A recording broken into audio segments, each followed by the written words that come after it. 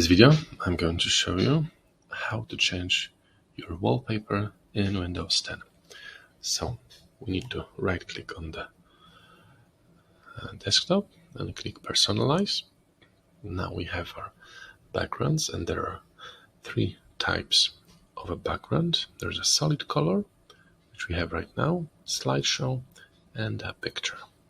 Let's check the pictures. So these are the pictures that are default for Windows 10, but we can also browse them here if you have any others on the disk.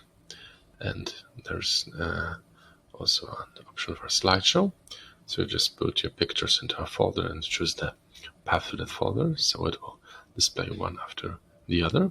And right below we have a fit option to choose whether to stretch it, whether to fit it right to the corners or something else. So that's it.